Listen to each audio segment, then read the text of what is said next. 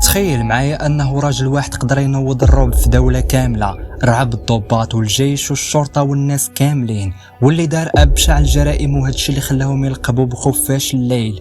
وفاش قدروا يشدوه البوليس قال اعترافات اللي صدمات ايران كاملة.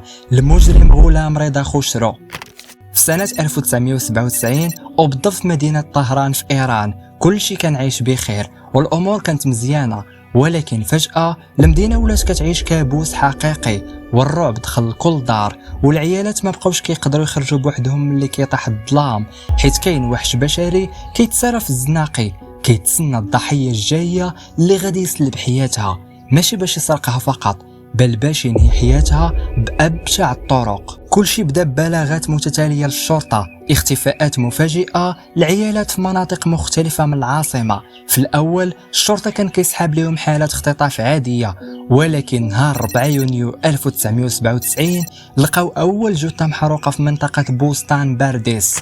الضحية كانت مرأة في الثلاثينيات من عمرها، والمجرم حرقها كاملة، وطريقة القتل كانت بشعة بزاف. من بعد غير بأيام قليلة البوليس لقاو جوج ديال العيالات آخرين محروقين وبنفس الطريقة اللي كانوا في واحد الخلا، وكل مرة البوليس كيلقاو جريمة جديدة، حتى أنهم قدروا يلقاو 5 ديال الجثث. الضحايا كيتم استدراجهم من سيارة مسروقة، كيوهمهم مولاها أنه خطاف أو طاكسي باش يوصلهم لبلايص فين بغاو، ولكن هو في الأصل كيديهم لواحد البلاصة خالية، كيسرق ليهم الذهب والفلوس ويغتصبهم، ومن بعد كينفذ الجريمة ديالو ببرودة الدم. المثير في الأمر هو أن هذا القاتل كان كيستعمل النار باش يخفي معالم الجريمة، وهذا الشيء هو اللي خلى الصحافة طلق عليه لقب خفاش الليل. الشرطة الإيرانية كانت تحت الضغط من الرأي العام، والناس كاملين خايفين خصوصا العيالات. المحققين لاحظوا حاجة غريبة، المجرم ذكي بزاف، كيبدل الطوموبيلات اللي كيخدم بهم كل مرة، وكيعرف كيفاش يهرب من الكاميرات ونقاط التفتيش. وبقاو البوليس كيحاولوا باش يشدوا هذا المجرم، وداروا بزاف ديال التحقيقات والتحريات، ولكن جميع المحاولات باءت بالفشل. وفي واحد المرة وحدة من الضحايا قدرت تهرب منه بأعجوبة، وهاد الضحية هي بالضبط اللي عطات للشرطة أول راس الخيط. قالت لهم مواصفات دقيقة لوجه القاتل والوصف ديال الشكل ديالو والطريقة اللي كيهضر بها، وتما فين بدات عملية تمشيط واسعة، وبداو كيراقبوا كاع أصحاب الطاكسيات العشوائية. والمشكلة هو أنه الصحافة كتزيد تشعل الجدل، وبدات كتنشر أخبار مرعبة، جثث العيالات محروقين ومسروقين في الخلا، والإشاعة بدات كتكبر، والناس بداو كيسميو هذا المجرم خفاش الليل.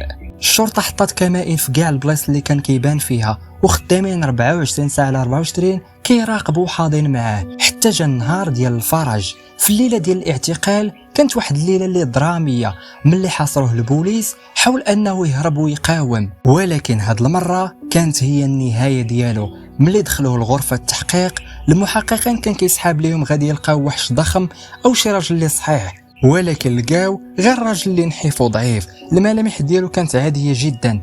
وهذا الشيء هو اللي كيزيد من الرعب القصة. في المحكمة خفاش الليل داير ليهم عرض مسرحي، كان كل مرة كيقول لهم أنا مريض نفسي، ومرة كيقول باللي كاينين ناس اخرين هما اللي دفعوه باش يقتل وينفذ هذه الجرائم، ولكن الأدلة كانت واضحة وما بينش باللي كاين شي واحد آخر اللي مشارك معاه في هذا الشيء. وفاش بحثوا البوليس وعرفوا الدار فين ساكن، تما لقاو عنده مجوهرات ديال الضحايا، ولقاو آثار دم في الطوموبيلات اللي سرقها. والبوليس فاش قلبوا مزيان في الملفات ديالو تصدموا ديال بصح، لقاو انه هذا المجرم ماشي شخص جديد على عالم الجريمة، ولكن الحقيقة كانت اخطر. هذا القاتل اللي سميته الحقيقية غلام رضا خوشرو كان عنده تاريخ اسود. في 1992 تشد هو وواحد صاحبه سميته علي كريمي بتهمة اختطاف واغتصاب العيالات، ولكن الغريب والمثير للجدل هو انه قدر يهرب من البوليس في الوقت اللي كان خاصو يتحاكم. هرب من الحراسة واختفى على الانظار لسنوات، ورجع في 1997 بهوية مزورة، وبدا سلسلة الجرائم ديالو من جديد، ولكن هاد المرة كان بوحده وأكثر وحشية من قبل. المهم في المحاكمة ديالو جاو عائلة الضحايا وواجهوه، الأمهات والآباء كيسولوه علاش درتي هاد الشيء وشنو الذنب ديال دوك العيالات. الجواب ديالو كان دائما بارد وصادم، اعترف بقتل 9 ديال العيالات، ولكن بزاف ديال الناس كيعتقدوا بلي العدد الحقيقي كبر من هكا بزاف. القاضي حكم عليه ب9 ديال الأحكام بالإعدام وجلد علني وتعويضات لعائلات الضحايا، والاعدام غادي يكون علني وبسرعه باش يرجع الهدوء للمجتمع. وفي نهار 13 غشت 1997 مع الفجر طهران كامله كانت فايقه، آلاف الناس تجمعات باش تشوف نهاية الكابوس.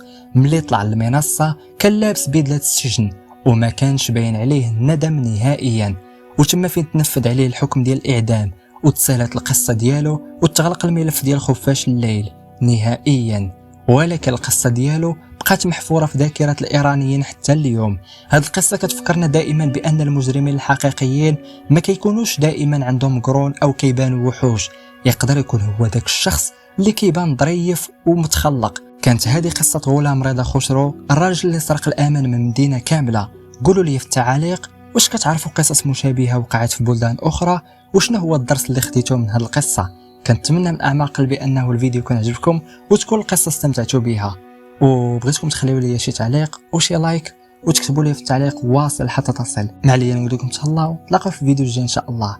كان معكم عبد العالي، السلام عليكم.